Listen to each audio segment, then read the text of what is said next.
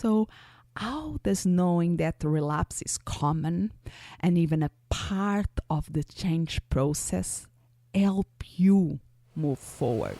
Expanding possibilities, the mindset zone. I'm your host, Anna Melikian.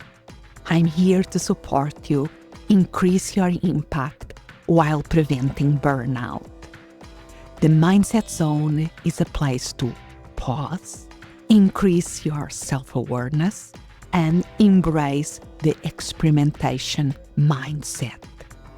Find more resources, including information about the Mindset Zone book and audiobook at mindset.zone. Yes, instead of .com is .zone.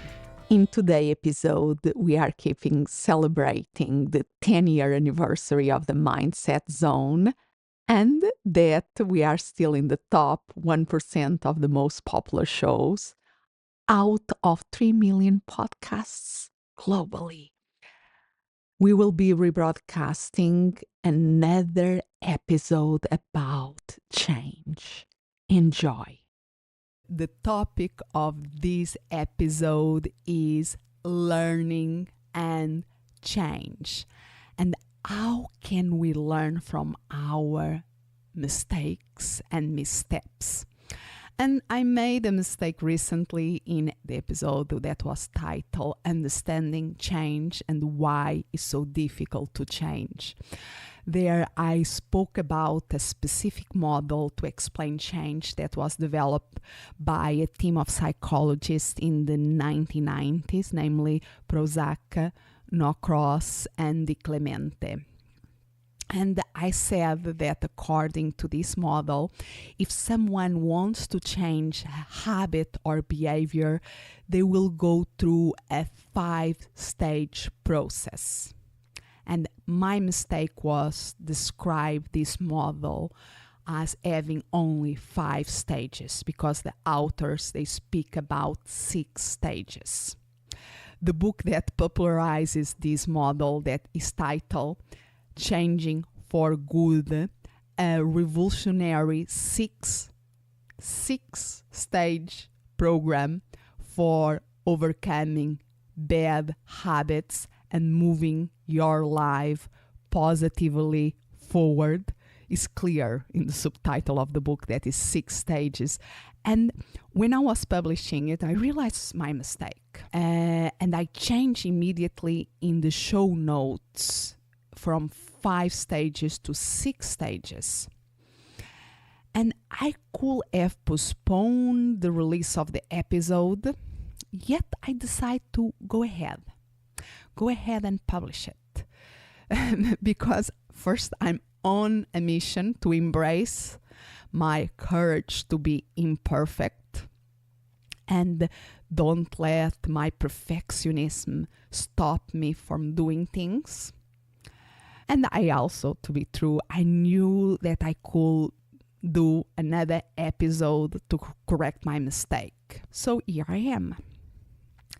And for the record, the change process from Prozac, Norcross, and Di Clemente has 6 stages. Stage 1 is pre-contemplation. And if we are at that stage, we don't really see any need to change. Then there is stage 2, contemplation. As the name suggests, we start to realize that there is something that we are better off changing. Then, if things go well, we can move on to stage 3, preparation. We start to devise a plan with concrete action steps and implementation dates. And then we can go to stage 4, that has all the glory, action. We do it. And very important, we can move to stage 5, maintenance, where we consolidate the new habits, behaviors, and the new patterns. And very important, stage 6 that I spoke in that episode, but I really didn't give it the relevance that it deserves. That stage 6, that the authors call it recycling, learning from relapse, or termination. But I like more the recycling, learning from relapse, because this last stage and the name of recycling, learning, really remind us that change is not a linear process. I'm describing here stage 1, and then we go to stage 2, then to stage 3, then for 4, 5, and 6. But there is lots of ups and downs, steps backwards and forwards. The secret of change is to keep going and learn from the relapses.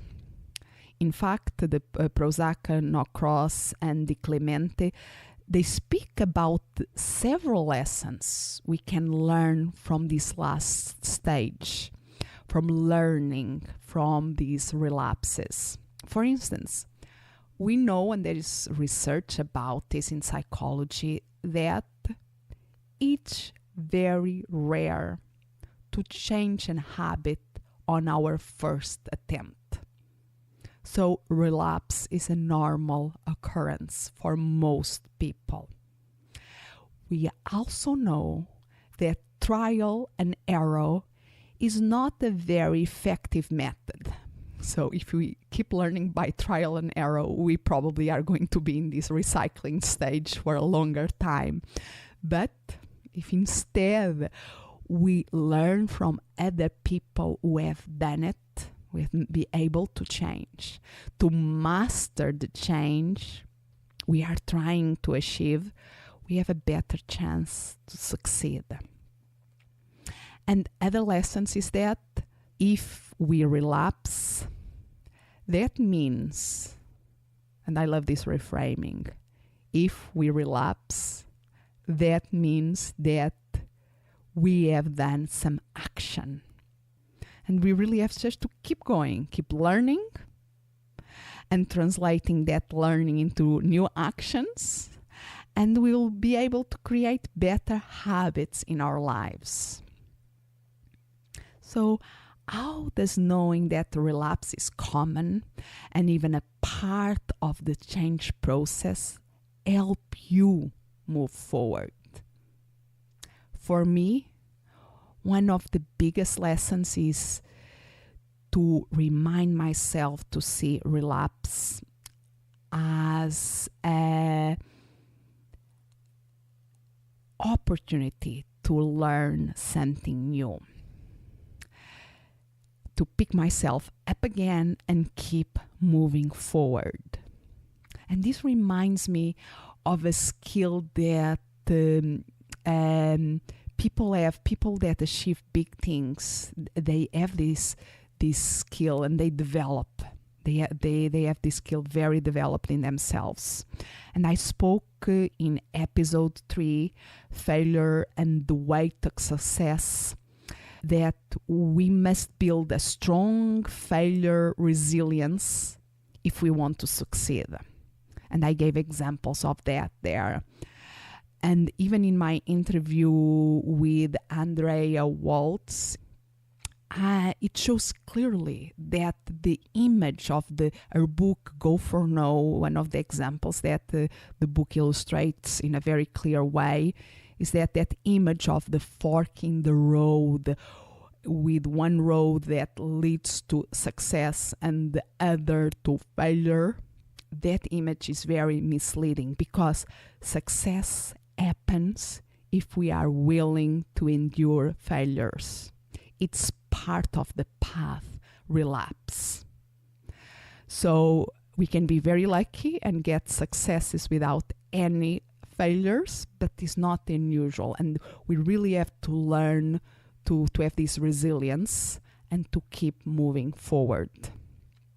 So I would love to hear your comments about this, and what you learn from your own experience about trying to change.